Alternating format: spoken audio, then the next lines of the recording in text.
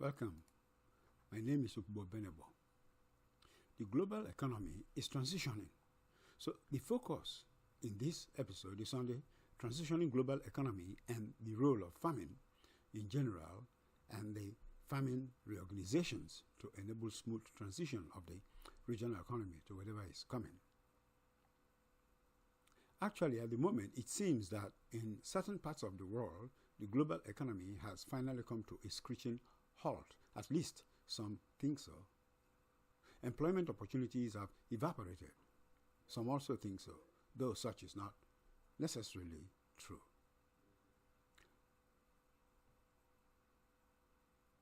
Opportunities still exist, but there are very few alignments between those looking for jobs and the jobs being offered or available. The change in the economy started since the early 1980s, though not obvious to many. The launching of the Sun Microsystem desktop computer was the start of the change. The initiation of the change rested on the change of the maturity age of the then prevailing industries, which was then 10 years, while the maturity age of the computer industry was 3 years. So the advent of the computer industry set the stage for the start of this change of the global economy and took hold the moment the investment community mindset changed on the circulation of their capital relative to the computer industry. Initially, the computers manufacturing being a manufacturing operation still took about 5 years. So in the late 1980s, investors started to prefer to invest in computers. That gave the exit strategy in 3 to 5 years and no longer. But when the software business started to take off with the programming of the DOS OS, and most businesses can become viable in 3 years, investors sought out only 3-year exit strategy businesses to invest in for more frequent circulation of capital. Frequent circulation meant working the principal capital to the extent possible and generating return on investment very frequently. This change of funding posture by venture capitalists and banks slowly dried up the process industry's entrepreneurs. The fact that must be noted is that up until the emergence of the computer industry, the process industries were the dominant economic growth definers, and the process industry has about 10 years maturity. So this change has significant impact. In the late 1960s and early 70s, the U.S. Treasury, that was the bellwether, was a 10-year T-bill. It also happened that the maturity age of most businesses at the time was between 7 and 10 years. So every 10 years, new crop of businesses matured and added to the revenue base of the U.S. economy. And it was easy for the U.S. government to refinance the T-bills. Agreed that manufacturing ventures has a maturity age of 5 years, but that fitted in well with the 10-year maturity age of the process industries, as the manufacturing age simply got embedded within the 10-year age of the process industry, being fractional numbers, equal fractional numbers of 10 years. However, by the late 1980s and 1990s, when the economy started to change more aggressively, the prices consumers paid for everything started to rise as products from companies and industries that has longer than 3-year maturity age now have to be imported, as fewer and fewer of such industries remained in the U.S. So indeed, the world has been transforming into 3-year maturity software economy, and that industry has become a commodity industry, and there are not much innovation that the ordinary entrepreneur can finance or can undertake working from the garage or home. The AI industry is the last of the IT industry, and while several of its work would survive the crash, the industry itself will change drastically. For one thing, the industry is not of the 3-year maturity category, while it has been throwing scraps out there for the populace to consume, metaphorically speaking. The companies are still in research and development stage and are yet to fully develop the technologies of the goals set for themselves. The only industry left where there can still be innovations and growth, however, is of 15-year maturity biotechnology economy. And so the world economy must reset into the 15-year biotechnology economy. This reset to a 15-year economy can only occur after a crash of the 3-year maturity economy, and everybody is forced to rethink the plan of going forward. The global economic crash is inevitable simply because the investment mindset never changed, and so several venture companies that were of maturity age longer than 3 years, started some years ago, had to borrow heavily to stay afloat as they worked frantically to get to a stable critical mass, when at least the revenue simply balances the expenses, even when the company has not grown into break-even production volume, which is when the company is actually producing the volume on which the founding vision was based. Admittedly, the state of critical mass is not the same as break-even, but is an essential state of operation such that minimizes the operating expenses. Several of these companies had been the biopharmaceuticals companies which either sold off to established older companies of the industry or tried to hold on. Most of the companies of the latter category are heavily in debt, and some even come under the class of companies referred to as zombie companies. Quite likely, most of these companies will fail, although they are in the biotechnology industry, and that the global economy will reset into the biotechnology industry. They are simply ahead of the times. Obviously, leading to this crash, there will be numerous bankruptcies, as many of the companies that try to be 3-year economy businesses find themselves to be not, but rather 5+ year economy businesses. Even many of the AI companies will fail and go out of business, and it will be 15 years of pain for the world as the world resets to the 15-year maturity biotechnology economy. Yet, remarkably, the most compromised companies during this are the biotechnology companies. So these companies will fail and get picked up for cheap. Those who pick them up will nurse them and hold them for the remaining number of years of maturity and reap the benefits. This transitioning of the economy got further exacerbated with the pandemic of the coronavirus. The significant consequence is the suspension of industrial operations, the death of many people otherwise gainfully working for companies, with the result that when the pandemic ended, several companies could not function at optimal conditions. Staff had to be re-entrenched and within the company, causing incoherence of company operations. Moreover, soon after the end of the pandemic, the issues of geopolitical hegemonic struggle began between the various regions of the world, leading to a fracturing of the global economy on top of the transitioning. The net result is the permanent disruption of supply chains that existed during the progression of globalization before the pandemic. The fracturing of the global economy means certain foods that were the supply chain that had heretofore existed will no longer exist as the countries reorganize the trade. So every country would need to prepare for the disruption of food. Farmers of the various countries must plan and take action to support the citizens of their countries survive the transitioning to biotechnology industry. The challenge of operating a 3+ year economy in a 3-year economy as the world transitions to the 15-year is best enabled with the principles of conservation economy. The utilization of discarded equipment and matter as per the conservation economy prefers the best case of action. This approach is well aligned with the fracturing of the world because at least every region is able to re-establish a supply chain that is local to the region of the conservation economy and therefore enables resumption of industrial operations and re-industrialization.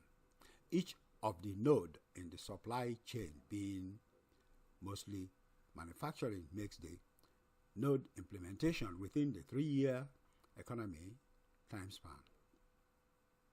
The construction of plants generally takes about 1 year, and 3/4. And that time span is even more assured when the process equipment are also available from plants that have shuttered. The reuse of such equipment, therefore, accelerates the time to maturity of new ventures, effectively putting such within the 3-year economy range, even though they are 3+ year economy ventures. Absorbing the citizens in employment and taking away of opportunities of investments by venture capitalists invariably forces the investors to rethink in terms of new ventures that will have the 15-year economy industries as well. The resetting of the global economy to the 15-year maturity biotechnology industry, of course, will obtain from bottom-up venture development. Displaced people who are truly entrepreneurs will simply return to the biotechnology and agricultural ventures in search of food, and in the process of feeding themselves, actually discover having started viable businesses. These businesses will mostly remain small businesses initially. A critical outcome of this crash is a focus on farming as people hustle to remain fed. Effectively, there will be farming for 24/7 year-round to support the individual selves. However, somebody also have to feed the masses, and here is where conservation economy technologies come into play.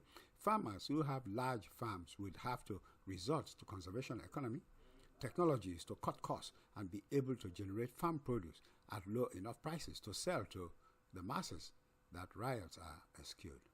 The regular farmer in this case faces 3 significant cost issues: energy supply, seeds supply, and fertilizers that would need to be addressed. A key consideration that farmers, both the traditional and entrepreneurial farmers, must address the source of energy to drive the mechanized farms. Even those doing subsistence farming will also need energy, as explained in my post in Substack. Anticipating the exports of the farming operations, including regular farms, to evolve into biotechnology companies, these entities must reorganize themselves into corporate forms, at least so that the operational interdependencies could be more properly, effectively managed. Of course, energy considerations in the context of conservation economy suggest use of solar, thermal, transducer, electric power technology, for the simple reason that the farms are exposed to the sunlight already and the energy source is free. The traditional farmer, however, could not be burdened with the adoption of such technologies, and therein comes the vendor that one may term an electric power entrepreneur, who has the business of provisioning the technologies by deployment at farms for energy. This is appropriate as it shifts the cost of energy away from the grid and allows the use of sunlight energy at no expense. Although a matter of capex is involved here, an adoption will allow the farmer enjoy a considerable amount of lower cost of production because there are no operating expenses, as the only raw material needed are sunlight and water, which have to be fed into the boiler just once. This form of transaction leaves the farmer in the middle of 3 supply operations: electricity, seeds, and biofertilizers. So, best to first consider these dependencies of the farmer through the dynamic of the electric power entrepreneur and extrapolate the dynamic to the others, and then come to the farmer's possible reactions or responses to the dynamics of the entrepreneur suppliers. For the entrepreneur seeking to be a founder of a solar electric power company based on the solar thermal transducer electric power technology, the first set of tasks is to define the company. The defining of the company starts the process of establishing the character of the company. Defining the company entails addressing 3 issues: the product, production system, and marketing and sales. The defining process entails a written documentation addressing the issues. Addressing these company defining tasks lays the foundation for market participation planning. For the product, the documentation is simple. Electric power plant based on the technology that will have been licensed. For the production system, the answer would be a process equipment fabrication facility with which an arrangement will have been made or would be made. And for the marketing and sales, well, the entrepreneur will have to devise an approach to sell to the farmers. After the entrepreneur secures a license and has an arrangement with the equipment fabrication facility, the matter of project management is taken on. Next, the entrepreneur submits the electric power technology schematics to 3 or 4 plant construction companies to quote on it. Upon receiving the quote and deciding on a selection, the entrepreneur can rationally price the project to every farmer during the sales contract. The entrepreneur still has the issue of deploying the plant on a section of the farm in the context where the farmer may not be able to operate the plant or even want to operate, even if the design is self-operating as soon as sunlight shines, anytime on the boiler. So, entrepreneur has the option of forming a joint venture with the farmer and assume responsibility for seeing the plant actually operate every day. The entrepreneur may alternatively lease the plant to the farmer or even the joint venture on either operating lease or capital lease. Either arrangement will significantly cut down on the initial investment of the farmer.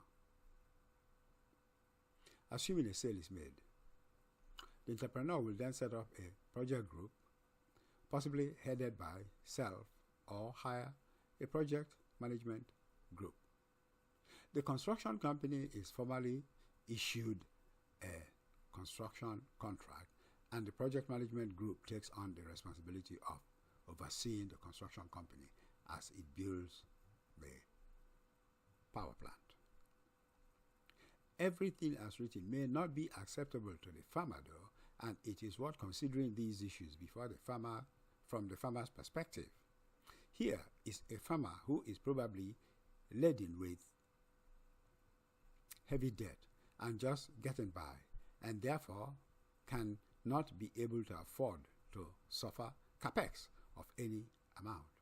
Besides, the farmer's mechanized farming vehicles may all be based on gasoline and not electric, and an entrepreneur offering an electric power plant may not make any progress in sales of the power plant. These are serious issues to address, but for now then, that can be put on the back burner or on the shelf. After all, there is also methanol, ethanol, and butanol fuels technologies, and the entrepreneur could opt to license any one of these to sell to the farmers during the crash economy. Similarly, an entrepreneur can also work with a group of farmers to become a cooperative company of the farmers that take on the product of seeds for the farmers as a cooperative. The entrepreneur may even ask and the farmers contributing portions of their harvest to the seeds company as seed for the production of the seeds for the farms, and the farmers will not need to be concerned about where they could find seeds to plant every year, more so when it may be necessary for the farmers to protect their healthy seeds. In this regard, the seed entrepreneur could license and develop a seed processing technology and go through the same process as the electric power entrepreneur and provision seeds to the farmers.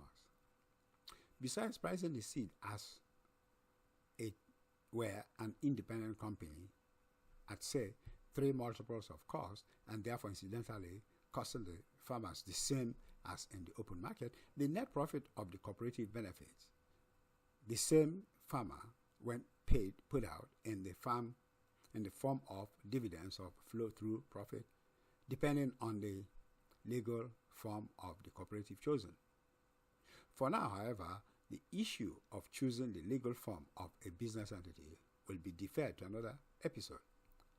Other options that exist is the creation of a consortium of farmers and then operating the seed company as the central supplier of seeds to the farmers.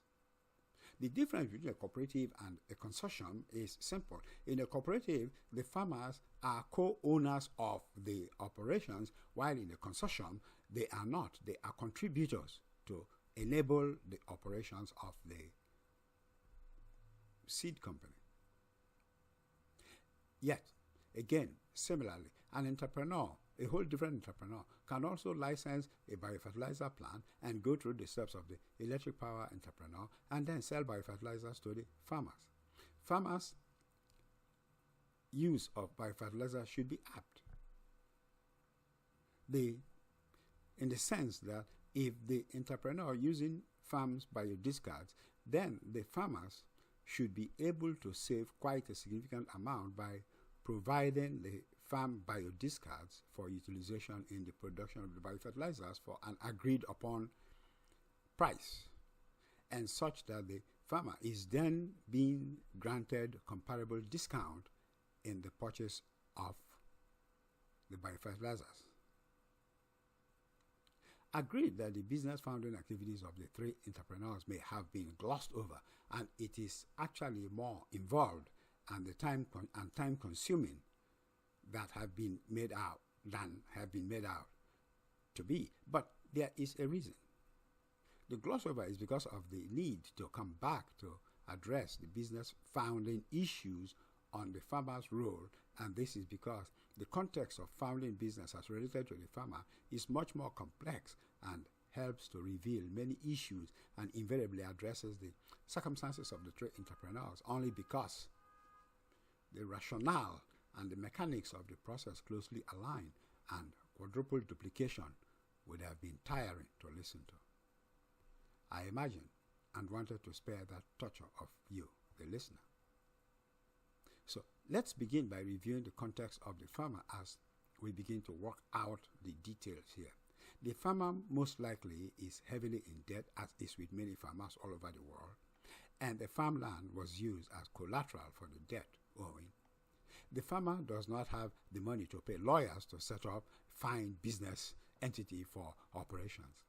Several of the machines are already probably broken down and need to be repaired and got working so that can be productive. In this particular case, the biofertilizer entrepreneur is in a better position to help to get the farmer come through for the ultimate feeding of the masses while also making profit and keeping their heads above water, so to say. So the biofertilizer entrepreneur buys the farm biodiscards for a certain amount, and the farmer signs an ironclad purchase agreement without any future options on it. The entrepreneur takes the agreement to factoring company for an advance on the order from the farmers and pays enough funds for the biodiscards, so the farmer is effectively spending his money and uses the money to retain a lawyer to set up the business entity for the farmer, which for ease is for now given the name farmer company. Of course, the farmer company will not own the farmland as yet, though, because there is an outstanding debt on the farm for which the farm is collateral. Next, the agreement is drawn up between the farmer and the newly set up business entity. Now, this is a tricky place where many entrepreneurs run afoul of the law. The mistake often is that the farmer owns both the farmland and the business entity, yet both entities have to enter into an agreement, and both signatories of the agreement, which will be signed by the same farmer. Yet the farmer cannot unilaterally just sign the agreement. A lawyer will be contracted to represent the farmland aspects, and another lawyer will be also contracted to represent the business entity. The farmer will then sign one side of the agreement while sitting beside one lawyer responsible for that aspect, and then move over to the other side of the other lawyer, and again sign. Now the agreement is deemed legal, otherwise it is fraudulent. The point is, both entities have been represented by different attorneys, even if they are both owned by the same person. And it is significant that both entities be represented by different attorneys. So, given this context then, the power plant joint venture will also be co-owned by the farmer, being the owner of the farmland, because the power plant is only on the farmland. However, because the business entity of the farmer will operate the farm, the power itself will be sold to the business entity and not the farmer. The seeds entrepreneur will also take care to make sure that the seeds are sold to the same business entity, the farmer's company, set up by the farmer. Similarly, the biofertilizer entrepreneur will be selling the biofertilizer to the business entity, the same entity as the farmer's company. It gets interesting though at this stage. The biofertilizer entrepreneur purchased biodiscards from the farmer, who then signed an ironclad agreement, but now the business entity, the farmer's company, is operating the farming and not the farmer. The resolution comes by the farmer making the purchase agreement as part of the farm leasing agreement signed by the farmer's company or the newly formed business entity. One more interesting change is that the farmer must now submit to be an employee of the farmer's company for some fixed salary or variable salary proportionated on the revenue generated by the farmer's company as a business. For cleanliness of the relationship that avoids any commingling of the funds, the farmer will simply agree to loan the business entity an amount of funds equal to the salary to be paid. The business entity, managed by the farmer's company, being managed by the farmer, will hire a payroll company to manage the salary payment so the farmer gets for himself the agreed salary. Transferring assets into the ownership of a company is always fraught with risks of tax evasion and needs to be handled thoughtfully. And it's a subject that will be addressed extensively in later episodes. However, for now, we stop here. Till next time, be well.